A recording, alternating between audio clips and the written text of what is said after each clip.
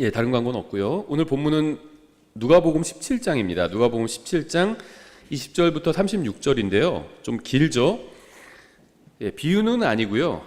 이제 과거에 있었던 일과 또 미래에 있게 될 일에 대해서 예수님께서 말씀하시는 건데요. 마치 비유처럼 머릿속에 이렇게 한 번에 그림을 그려보기 좋은 본문입니다. 그래서 좀 길긴 하지만 비유는 아니에요. 비유를 듣듯이 쭉 그냥 들으실 수 있는 복잡하지 않은 본문입니다. 누가복음 17장 20절부터 36절입니다. 제가 받들어 읽겠습니다. 누가복음 17장 20절. 하나님의 왕국이 어느 때에 오느냐고 바리새인들이 그분께 다그쳐 물으매 그분께서 그들에게 응답하여 이르시되 하나님의 왕국은 볼 수 있게 오지 아니하며 또 그들이 이르기를 여기를 보라 혹은 저기를 보라 하지도 못하리니 보라 하나님의 왕국은 너희 안에 있느니라 하시니라. 그분께서 제자들에게 이르시되 날들이 오리니, 그러니까 여기까지는 하나님의 왕국에 관해서 말씀하신 거고요. 이제는 주제가 좀 바뀝니다. 날들이 오리니 그때에는 너희가 사람의 아들의 날들 중 하루를 보기 원하되 그것을 보지 못하리라. 그들이 너희에게 이르기를 여기를 보라 혹은 저기를 보라 해도 그들을 따라가지 말고 그들을 따르지도 말라. 번개가 하늘 아래 이쪽에서 번쩍이어 하늘 아래 저쪽같이 빛을 내는 것 같이 사람의 아들도 자기 날에 그러하리라. 그러나 그가 반드시 먼저 많은 일들로 고난을 당하고 이 세대에게 버림을 받아야 하리라. 여기까지는 초림이죠. 일단 노아의 날들의 상황이 어떠했던 것 같이 사람의 아들의 날들에도 그러하리라. 이제부터 재림 이야기입니다. 노아가 방주로 들어간 날까지 그들이 먹고 마시고 장가가고 시집가더니 홍수가 나서 그들을 다 멸하였느니라. 마찬가지로 롯의 날들에도 그와 같았으니 그들이 먹고 마시고 사고 팔고 심고 건축하였으나 롯이 소돔에서 나간 바로 그날 하늘로부터 불과 유황이 비같이 쏟아져 그들을 다 멸하였느니라.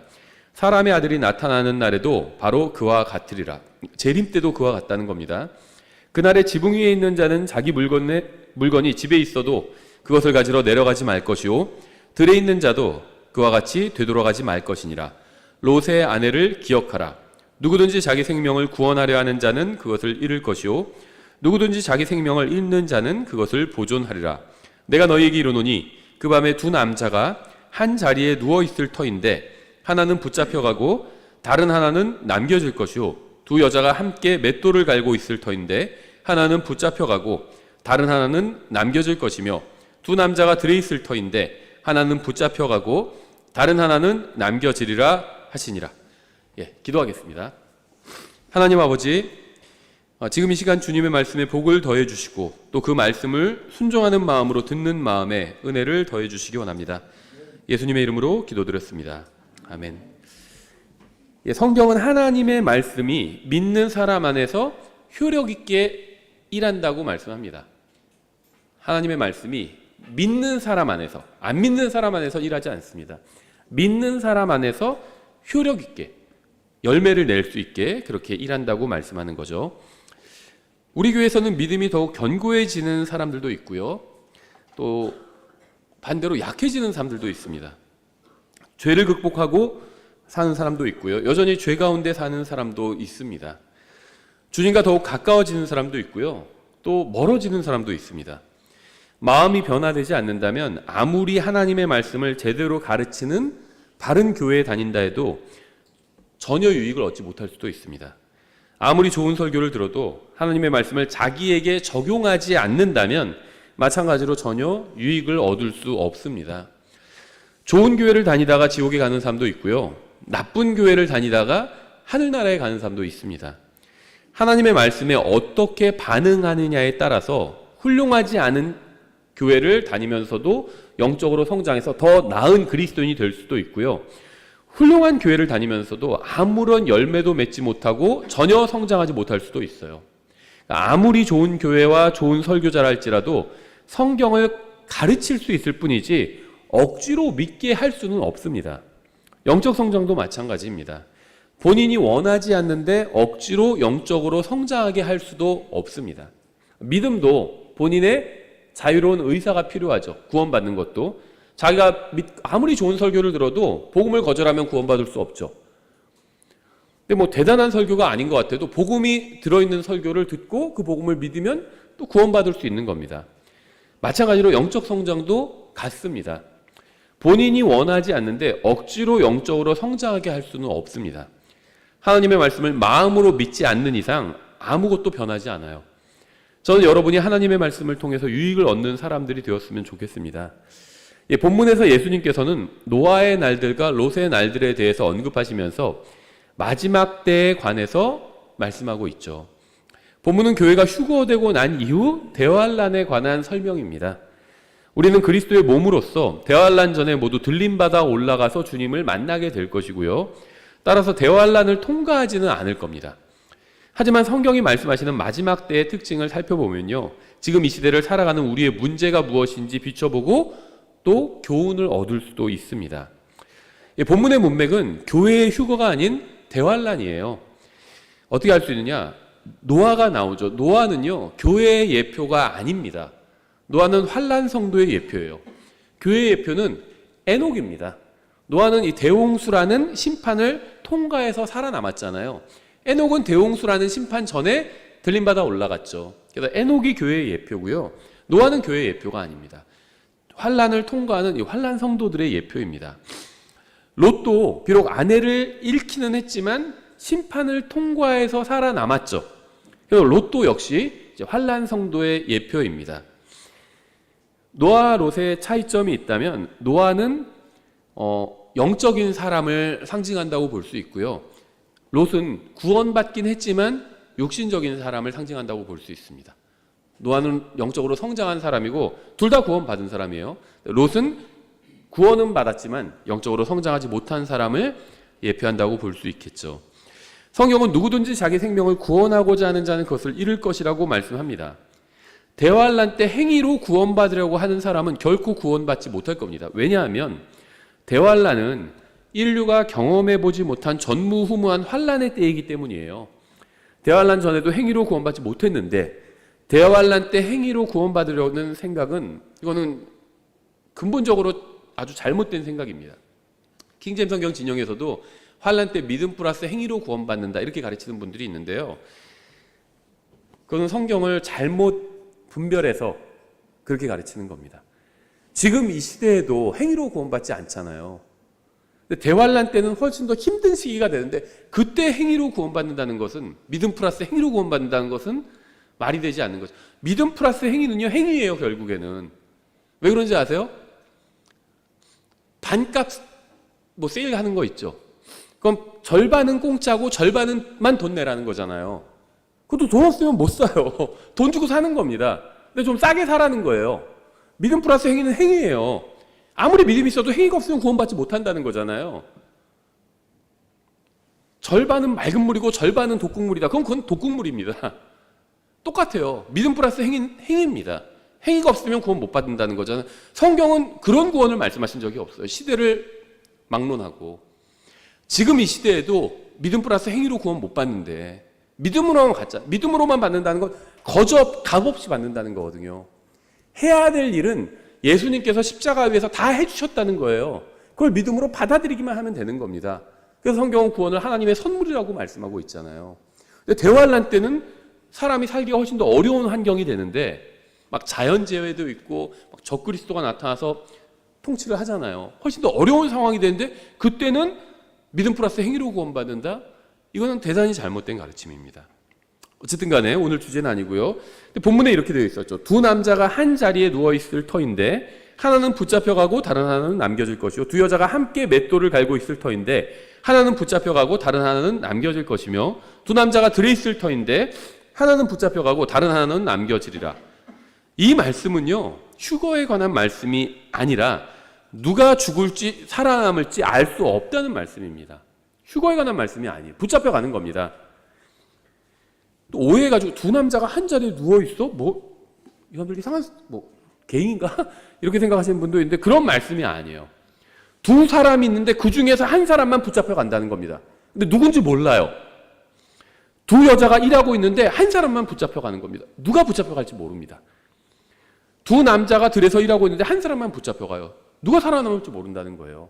마치 그 홀로코스트를 생각하시면 됩니다. 유대인들이 포로 소용소인데 누가 죽임을 당할지 몰라요. 그날 그 독일 간수의 기분에 따라서, 포로 소용 소장의 기분에 따라서 누구를 죽이고 누구를 살리고, 그 신들러 리스트 같은 거 보면 나오잖아요. 그런 얘기가. 갑자기 누구 그냥 자기 기분 나쁘다고 죽여버려요. 무작위로 죽입니다. 수가 많으면 그냥. 홀수 번째로 서 있는 사람들 다 나오면 그냥 죽이는 거예요. 그 얘기입니다. 누가 살지 누가 죽을지 몰라요. 두 사람 중에 누가 믿음이 있고 누가 믿음이 없고 그런 얘기가 없어요. 똑같이 누워 있습니다. 똑같은 행위를 하고 있어요. 둘 다 그냥 누워 있어요. 둘 다 또 여자 둘이 맷돌을 갈고 똑같이 일하고 있습니다. 두 사람이 밭에서 똑같이 일하고 있어요. 근데 한 사람은 살고 한 사람은 죽는 겁니다.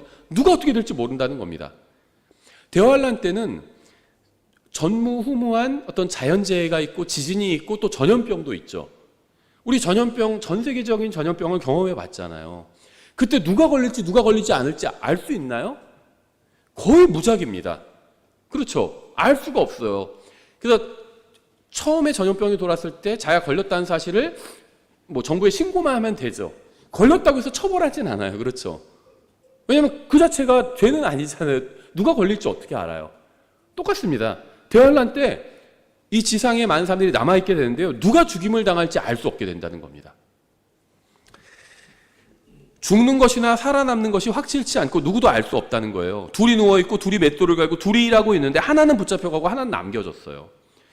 대환란은 준비를 한다고 해서 피할 수 있는 것이 아닙니다. 우리나라에는 별로 없는데 미국에는 특이한 사람, 땅이 넓고 사람이 많으니까 3억 이상이 되잖아요, 인구가. 특이한 사람들이 있어요. 그래서 성경을 믿지는 않아도 그냥 종말을 예비하는 사람들이 있습니다. 집에 뭐 그런 종말을 예비해서 지하실에 무슨 무기도 많이 두고 막 음식도 그냥 뭐 몇 년치를 쟁여놓고 이런 사람들이 있어요. 옛날에 다큐멘터리에서 저도 본 적이 있어요. 문에도 그 문 나무로 돼 있고 그 안에 틈이 있잖아요. 그 안에 막 초코바를 막 잔뜩 쟁여놨어요. 그런 사람들이 있어요. 종말을 예비한다고. 그렇게 한다고 해서 예비할 수 있을까요? 예비할 수 없습니다. 예비할 수 없어요. 누가 죽임을 당할지 살아남을지 성경에 의하면 아무도 알 수 없습니다. 만일 여러분이 대환란을 통과하게 된다면 할 수 있는 것이 아무것도 없다는 겁니다. 예수 그리스도께서 저를 죄와 지옥으로부터만 구원하신 것이 아니라 다가올 진노인 대환란으로부터도 구원하셨습니다. 오늘 본문은 좀 특이합니다. 주님께서는 하나님의 왕국에 대한 질문에 마지막 때의 인간들의 모습을 예로 드셨어요. 하나님의 왕국은 교회와 관련이 있죠. 영적인 왕국입니다. 하늘 왕국이 이제 물리적인 왕국이고요. 주님께서 재림하시면 세우실 왕국이죠. 근데 바리새인들이 처음에 하나님의 왕국에 대해서 질문했어요. 여기에 대해서 답을 하셨죠. 먹고 마시는 것이 아니라 너희 안에 있다. 믿는 사람들 안에 있는 것이 하나님의 왕국이다. 이렇게 말씀하셨죠. 그리고 나서 이제 제자들에게는 마지막 때에 대해서 말씀하셨습니다. 왜 이렇게 되었는지 이유가 있습니다. 그러면서 마지막 때에 대해서 말씀하시면서 노아와 롯을 예로 드셨죠. 우리는 이 노아와 롯을 통해서 교훈을 배울 수 있는데요. 특히 이 두 사람을 비교하면 더 좋은 교훈을 배울 수 있습니다. 노아는 좋은 간증을 가지고 있었지만 롯은 형편없는 간증을 가지고 있었죠. 노아의 가족들은 다 구원받았습니다. 그렇죠? 근데 롯의 가족은 일부만 구원받았습니다. 이들은 모두 자신들의 의로 구원받은 것이 아니었죠. 노아도 방주를 통해서 구원받았죠. 노아의 힘으로 구원받은 게 아니에요. 방주를 튼튼하게 만들어서 구원받은 것도 아닙니다. 하나님의 말씀을 믿었기 때문에 구원받은 겁니다. 만약에 옆에서 하나님은 믿지 않지만 노아랑 똑같은 재료로 똑같은 규격으로 방주를 누군가 만들었다 할지라도 홍수가 났을 때 그 사람의 방주는 부서졌을 겁니다. 노아는 무슨 방주의 튼튼함으로 구원받은 게 아니에요. 하나님을 믿었기 때문에 구원받은 겁니다. 롯도 마찬가지죠. 하나님을 믿었고 하나님의 말씀을 믿었기 때문에 구원받은 겁니다. 노아는 의의 설교자였죠. 롯은 주위에 있는 사악한 사람들로 인해서 영이 괴로운 사람이었습니다. 그들이 이 노아와 롯이 구원받은 이유는 하나님의 말씀을 믿었기 때문이었죠. 하나님께서는 심판으로부터 피할 방법을 알려주신 그 말씀을 믿음으로 받아들였기 때문에 구원받은 겁니다. 저는 오늘 우리가 예수님께서 말씀하신 노아의 날들과 롯의 날들에 살던 사람들, 그 사람들의 죄, 즉 그들이 심판을 피하지 못한 원인이 무엇인지 한번 살펴보려고 합니다. 다시 노아의 날들의 특징을 살펴보면 26절부터 27절에 있죠. 노아의 날들의 상황이 어떠했던 것 같이 사람의 아들의 날들에도 그러하리라. 노아가 방주로 들어간 날까지 그들이 먹고 마시고 장가가고 시집가더니 홍수가 나서 그들을 다 멸하였느니라. 노아가 살던 시대의 사람들은 음식을 먹었죠. 뭐 당연하죠. 성경은 단 한 번도 음식을 먹는 것이 죄라고 말씀하신 적은 없습니다. 그 시대 사람들은 또 마셨습니다. 여기서 마셨다는 건 술을 마셨다는 의미가 아니에요. 일반적으로 음식을 먹고 음료를 마시잖아요. 그걸 의미하는 겁니다. 하나님께서는 사람이 먹고 마셔야 생명을 유지할 수 있도록 그렇게 만드셨습니다. 그래서 노아가 살던 시대의 사람들은 또 결혼을 했죠. 누가 결혼 제도를 만들었죠? 바로 하나님이죠. 성경에 의하면 남자와 여자가 만나서 결혼을 하는 것은 하나님께서 친히 정하신 제도입니다. 인류의 첫 결혼식을 주관하신 분도 바로 하나님이었죠. 마태복음 19장에 나오죠. 4절에. 그분께서 그들에게 대답하여 이르시되 처음에 그들을 만드신 분께서 하나님이죠. 그들을 남성과 여성으로 만드시고 말씀하시기를 이런 까닭으로 남자가 아버지와 어머니를 떠나 자기 아내와 연합하여 그들 둘이 한 육체가 될지니라 하신 것을 너희가 읽어본 적이 없느냐. 따라서 그들이 더 이상 둘이 아니요 한 육체이니 그러므로 하나님께서 함께 결합하신 것을 사람이 나누지 못할지니라 하시니라. 결혼 제도를 하나님께서 만드셨다는 겁니다. 남자 여자가 하나가 되도록 하나님께서 만드셨다는, 그걸 하나님께서 결합하신 거라고 성경은 표현하고 있잖아요. 그래서 성경에 의하면 먹고 마시고 장가가고 시집가는 것은 죄가 아닙니다. 그런데 예수님께서는 노아가 살던 시대의 사람들의 문제점으로 먹고 마시고 장가가고 시집가는 것을 꼽으셨습니다. 주님께서 이건 일상적인 일이죠. 근데 주님께서 이러한 일상적인 일들이 왜 문제라고 지금 말씀하시는 걸까요? 사람들이 먹고 마시고 장가가고 시집가는 일상적인 일을 하는 동안 노아는 다가올 심판에 대해서 설교를 했습니다. 120년 동안 노아가 설교했죠. 120년 동안 방주를 만들었잖아요. 그때 당시에 사람들, 노아의 가족을 제외한 모든 사람들이 다 멸망했습니다. 근데 그들이 멸망한 이유는 그 자체로는 전혀 죄가 되지 않는 일상적인 일만 하고 살았기 때문입니다. 노아는 홍수와 하나님의 심판에 대해서 사람들에게 경고했습니다. 그렇게 일상적인 일만 하면서 살지 말고 언젠가 모든 사람이 반드시 받게 되는 하나님의 심판에 대해서 외치면서 그 하나님의 심판을 준비해야 한다고 설교한 겁니다. 이게 인생의 핵심이에요. 이것을 제외한 모든 것들은 다 부차적인 것들입니다. 그리고 일종의 전조라고 보시면 돼요. 제가 그 고난에 대해서 설교한 적이 있는데요. 지금 이제 그것을 좀 업데이트해서 다시 조만간 설교를 하려고 합니다. 최근에 저희도 또 암으로 돌아가신 분들이 있고요. 또 지금도 저희가 주보에도 밝힌 것처럼 암으로 또 고통받는 분들이 계시죠. 이 고통의 문제는 사실 사람을 미치게 합니다. 본인의 고통도 본인을 괴롭게 하고요. 다른 사람의 고통도 또 괴롭게 하죠. 보통의 일반적인 사람이라면 다른 사람이 고통받는 것을 보면 자기도 괴롭거든요. 다른 사람이 고통받는데 난 전혀 괴롭지 않다. 이런 사람은 우리가 사이코패스라고 부르잖아요. 일반적인 사람은 괴로워합니다. 이 고통의 문제는 인간에게 굉장히 큰 문제예요. 내가 지금 당장 고통이 없어도 누군가 고통받는 것을 보거나 생각하면 나도 괴로워요. 그리고 나도 또 언젠가는 또 그런 비슷한 고통을 또 받게 될 겁니다. 그렇죠? 그래서 굉장히 이 괴로운 문제인데요. 전 이거에 대해서 곰곰이 생각해 본 적이 있거든요.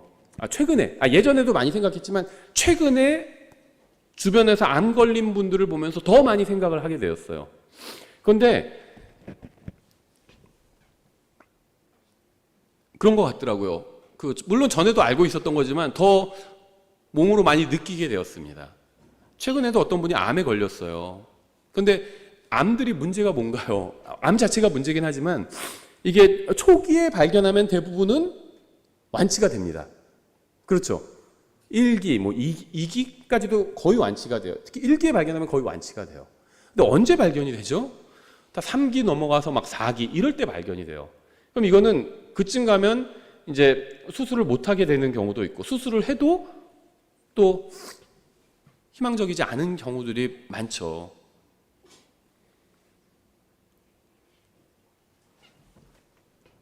고통이 일기에 있었다면 어땠을까? 왜 일기에 발견 못했을까요? 고통이 없었기 때문이에요.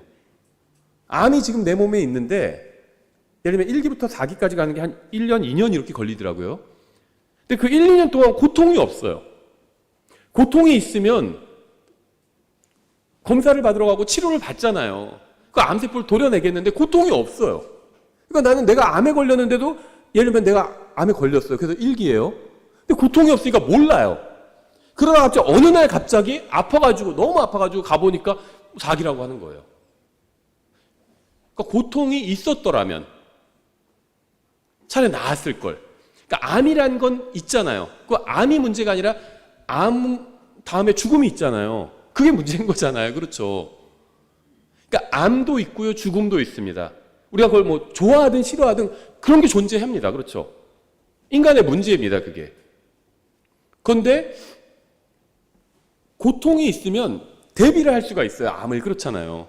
근데 1기 때 고통이 있었다면, 근데 고통이 없으니까 대비가 안 돼요.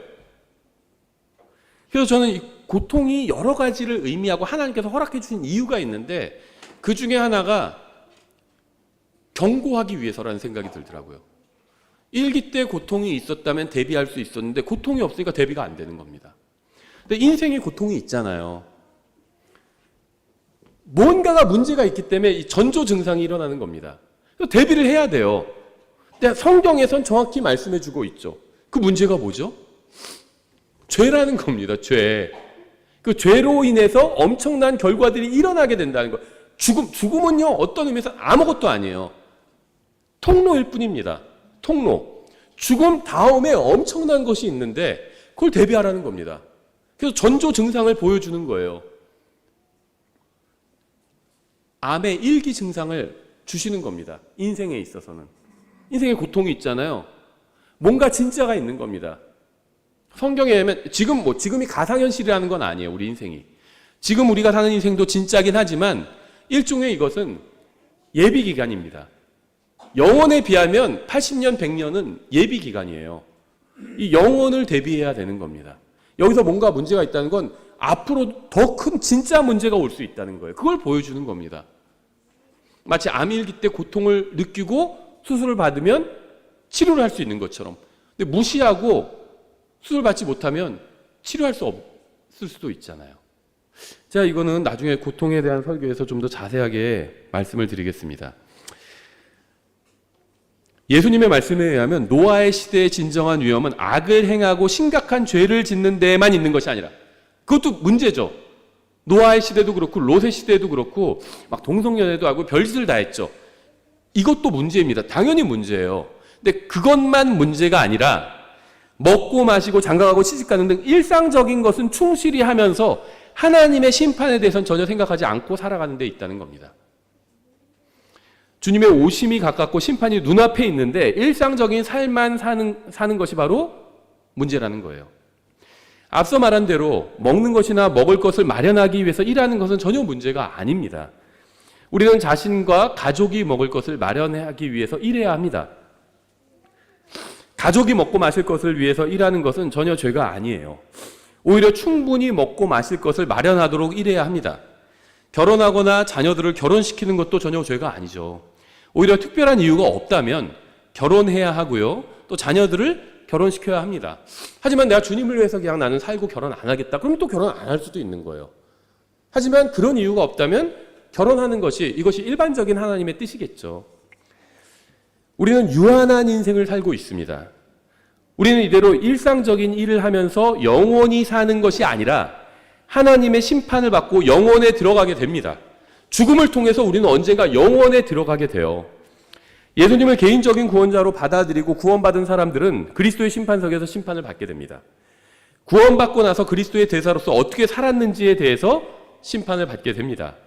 우리에게 주어진 시간과 우리에게 주어진 재물과 재능과 능력과 힘과 생각과 마음과 지혜를 무엇을 위해서, 누구를 위해서 어떻게 사용했는지에 대해서 주님 앞에서 회개보고를 해야 합니다. 각자가 자기 거를 회개보고하는 거예요. 다른 사람 건 신경 쓰지 마세요. 저 사람 돈 저렇게 많은데 왜 헌금 많이 안 하지? 그건 신경 쓰지 마세요. 그럼 그 사람이 알아서 할 겁니다.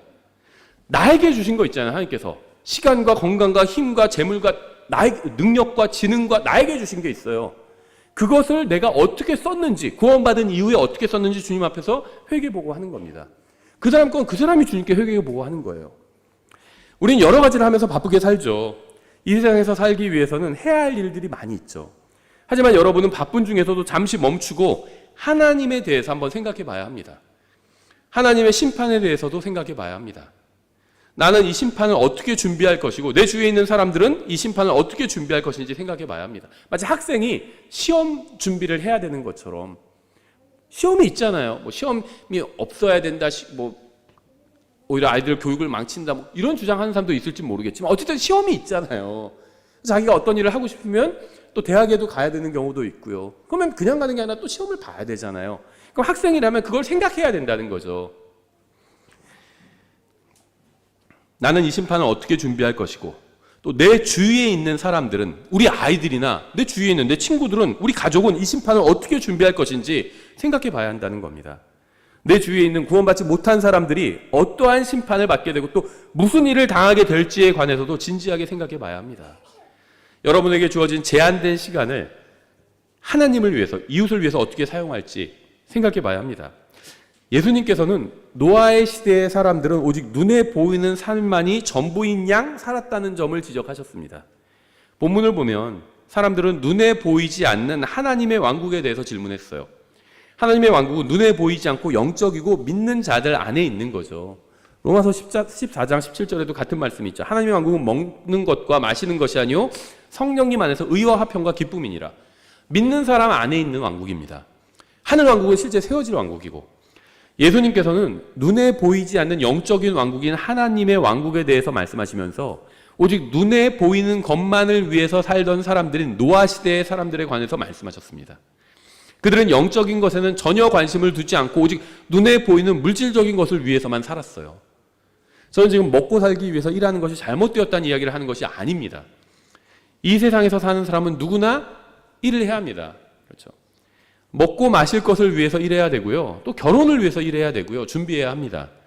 아이들을 양육하고 가정을 돌보기 위해서 또 열심히 일해야 합니다. 최선을 다해서 열심히 일하며 살아야 합니다. 하지만 그게 전부는 아니라는 겁니다. 만약 여러분이 먹고 살기 위해서 열심히 일만 하며 사는 사람이라면 여러분이 바로 예수님께서 경고하신 그런 부류의 사람인 겁니다. 예수님께서는 사람들의 문제를 지적하시면서 죄나 불법이나 뭐 더러운 생각, 동성연애 이걸 지적하지 않으셨어요. 지금 문맥에선. 자, 뭐 그런 게 죄가 아니다, 그런 얘기를 하는 게 아닙니다. 그건 죄예요. 하기서 하지 말라고 하셨잖아요. 가증하다고 하셨습니다. 동성연애는 죄예요. 성경 그렇게 분명히 말씀하고 있어요. 근데 지금 문맥에는 나오지 않는다는 겁니다. 저는 그냥 팩트를 지적하는 겁니다.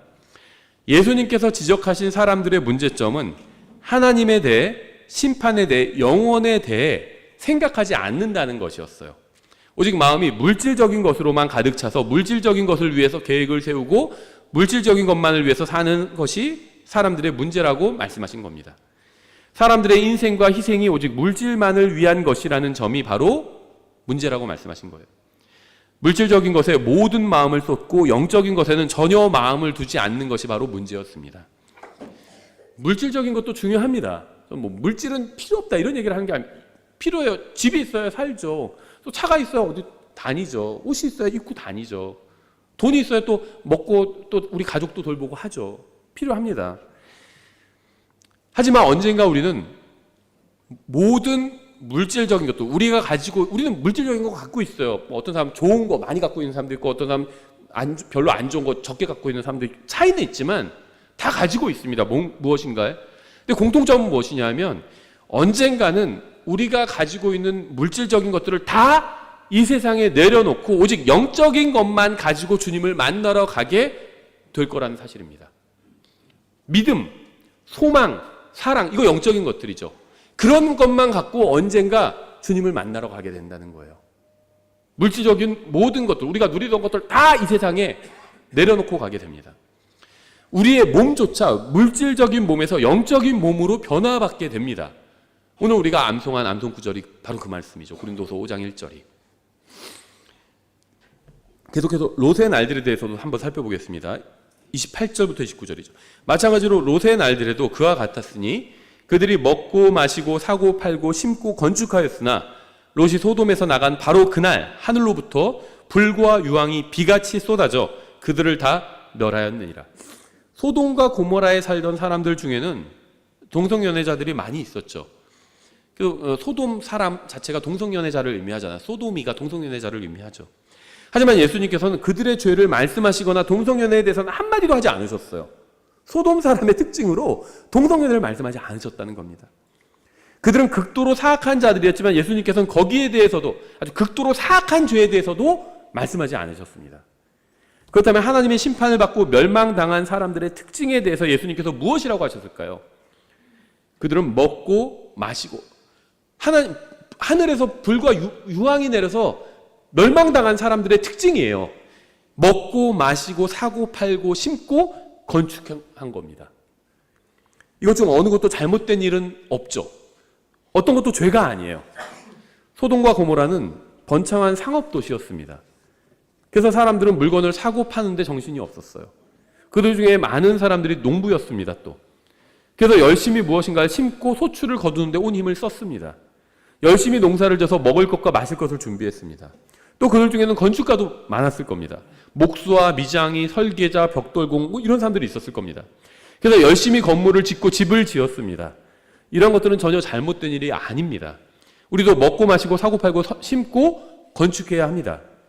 문제는 이러한 것들을 하느라 하나님에 대해서, 그분의 심판에 대해서, 그리고 영원에 대해서는 전혀 생각하지 않고 살았다는 겁니다. 소돔과 고모라는 지금 우리가 살고 있는 도시와 같은 그런 도시였어요. 그들은 우리와 같은 사람들이었습니다. 어떤 분들은 소돔과 고모라에 동성연애자들이 많다는 사실을 지적하고 싶을 겁니다. 하지만 우리가 사는 도시에도 동성연애자들 많아요.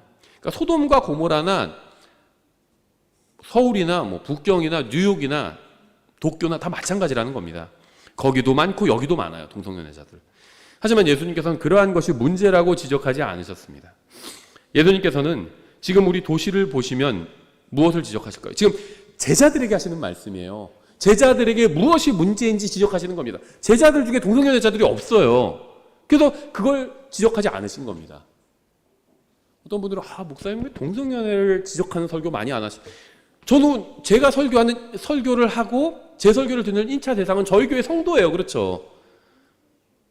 제가 알기엔 저희 교회 성도 중엔 동성연애자가 없어요. 아마 그럴걸요? 제가 아는 한 그걸 얘기할 필요가 없습니다. 다 먹고 마시고 사고 팔고 심고 그런 거에 바쁜 분들이에요. 열심히 사는 분들 많아요. 예수님도 자기 제자들에게 지금 설교하시는 거예요. 말씀하시는 거예요. 동성연애자가 없어요. 그래서 그게 죄가 아니라는 게 아니라 그거 그냥 넘어가신 겁니다. 그 죄를 짓는 사람이 없는데 그 죄를 뭐라고 해서 무슨 소용이 있어요. 마치 교회 예배에 참여한 사람들한테 예배 참여하지 않는 죄에 대해서만 막 정죄하는 거나 똑같아요. 예배 참여한 사람들은 다 즐겁게 듣거든요. 그거 정죄할 필요가 없죠. 다 참여했는데 못하러 예배 참여하지 않으면 뭐 어쩌고 저쩌고 그런 지적할 필요가 없는 거죠. 예수님께서는 지금 우리 도시를 보시면 무엇을 지적하실까요? 동성연애나 다른 사악한 죄가 아닌 도로에 가득한 차들을 지적하실 겁니다. 또 쇼핑센터와 마트에 가득한 사람들을 지적하실 거예요. 공사장에 가득한 인부들을 지적하실 겁니다. 결혼식장에는 신랑과 신부를 지적하실 거예요. 열심히 공부하는 학생들과 열심히 일하는 직장인들을 지적하실 겁니다. 물론 이들은 아무 잘못이 없어요. 열심히 일하는 것이 잘못된 것은 아니죠. 문제는 하나님과 그분의 심판과 영혼에 관해서는 전혀 생각하지 않고 그저 먹고 마시고 사고 팔고 심고 건축하고 세상에서 열심히 사는 일에만 집중하는 그것이 문제라는 겁니다. 마음이 물질적인 것으로 가득 차서 하나님을 위한 공간은 전혀 남아있지 않다는 것이 바로 문제라는 겁니다. 여러분이 먹고 살기 위해서 열심히 일한다면 그건 훌륭한 일입니다. 하지만 오직 먹고 살기 위해서만 산다면 여러분은 노아와 롯의 시대에 살던 멸망당한 사람들과 전혀 다르지 않은 인생을 살고 있는 겁니다. 구원 여부와는 관계없이. 가족을 위해서 열심히 일하고 산다면 훌륭한 일이지만 오직 그것만을 위해서 산다면 노아와 롯의 시대에 살던 사람들과는 전혀 다르지 않은 거예요. 노아 시대에 살던 사람들이 모두 살인자는 아니었죠. 하지만 노아 시대에 살던 사람들은 하나님이 없다고 생각하면서 살았습니다. 롯의 시대에 살던 사람들이 모두 동성연애자는 아니었죠. 하지만 롯의 시대에 살던 사람들은 심판이 없다고 생각하면서 살았습니다.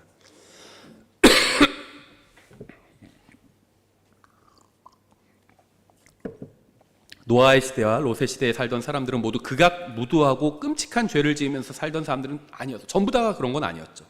그들의 문제는 하나님 앞에서 극악무도한 죄를 지으면서 사는 것이 아니라 먹고 마시고 사고 팔고 장가가고 시집가고 심고 건축하면서 평범하게 살면서 하나님과 영혼에 대해서는 전혀 생각하지 않고 언젠가 받게 될 심판도 전혀 준비하지 않고 살았다는 것이었습니다.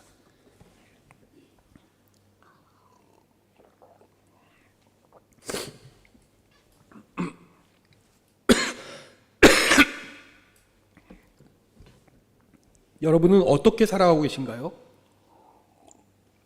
먹고 마시고 사고 팔고 장가가고 시집가고 심고 거두면서 사시나요? 여러분이 이러한 것들을 하면서 산다면 그건 그 자체는 전혀 잘못은 아닙니다. 다만 오직 이러한 것들만 하면서 산다면 여러분은 노아와 롯의 시대에 살던 사람들과 전혀 다르지 않은 사람이라는 걸 기억해야 합니다. 우리는 이 세상에서 살지만 이 세상에서 영원히 살지는 않을 겁니다. 언젠가 우리의 인생에 관해서 하나님 앞에 나아가서 회개 보고를 해야만 합니다. 우리는 보이는 것뿐만이 아니라 보이지 않는 하나님의 왕국을 위해서 살아야 합니다. 오직 보이는 것만을 위해서 사는 것처럼 어리석고 위험한 인생은 없을 겁니다. 여러분이 일해야 합니다. 돈을 벌어야 합니다. 돈을 써야 하고 가족을 돌봐야 합니다. 열심히 일해야 하지만 하나님 없이 일하는 것이 아니라 하나님과 함께 일해야 합니다. 주님과 동행하면서 일해야 합니다. 어디에 사는지는 중요하지 않아요. 중요한 것은 언젠가 온 세상은 멸망할 것이고 하나님의 심판을 받게 된다는 사실입니다.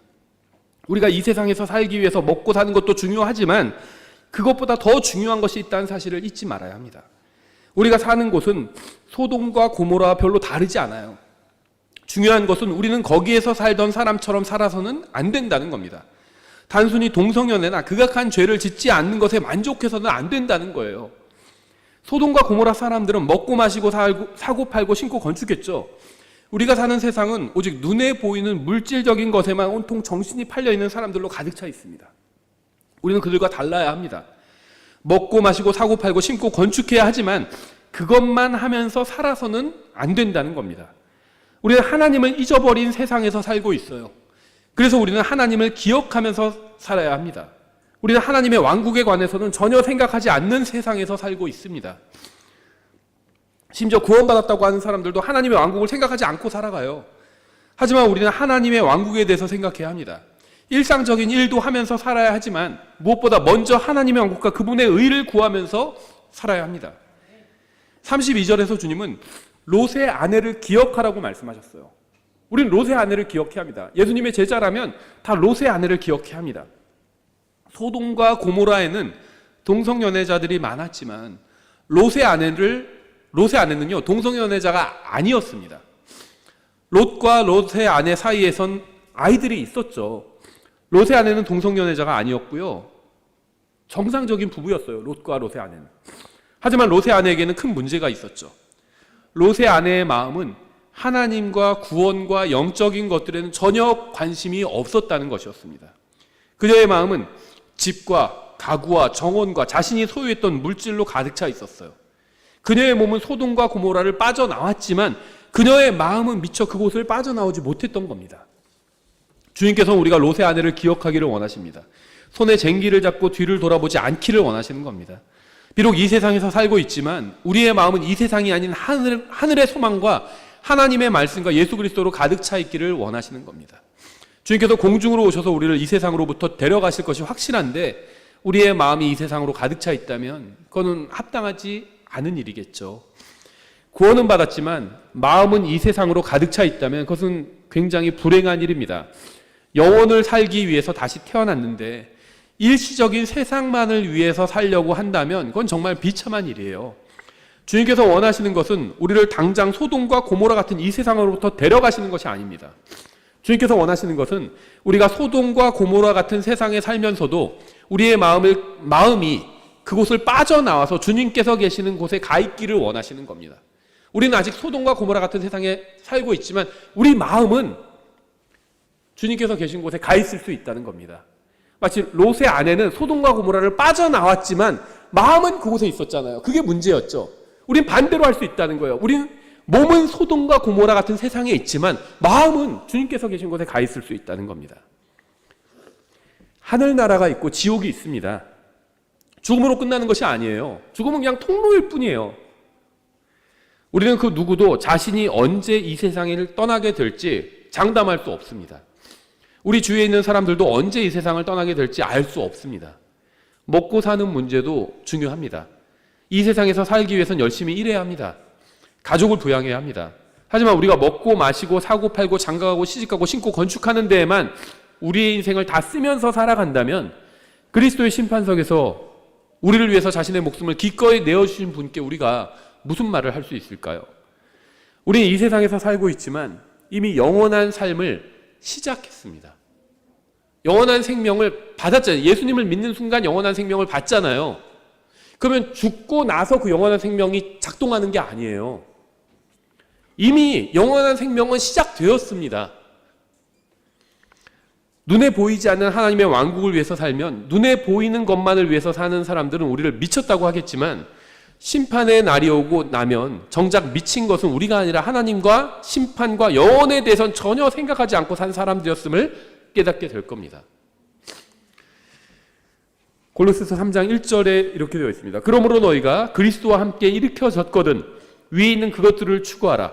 거기에는 그리스도께서 하나님 오른편에 앉아 계시느니라. 위에 있는 것들에 너희의 애착을 두고 땅에 있는 것들에 두지 말라. 너희는 죽었고 너희 생명은 그리스도와 함께 하나님 안에 감추어져 있느니라. 우리의 생명이신 그리스도께서 나타나실 때 너희도 그분과 함께 영광 속에 나타나리라. 롯의 아내가 했던 것과 정반대의 것을 하는 거죠. 롯의 아내는 몸은 소돔과 고모라에서 빠져나가고 있었지만 마음은 그곳에 있었잖아요. 우리는 몸은 이 세상에 있지만 마음은 위에 있는 것들을 추구하라는 겁니다. 주님께서 우리를 도와주셔서 우리가 이 세상만을 위해 살지 않게 되기를 원합니다. 우리의 마음이 위에 있는 것들과 하나님의 오른편에 앉아 계시는 예수 그리스도로 가득 차게 되기를 원합니다. 기도하겠습니다. 하나님 아버지, 저희가 비록 소돔과 같은 세상에 살고 있지만 주님을 간절히 기다렸던 노아의 마음으로 살기 원합니다.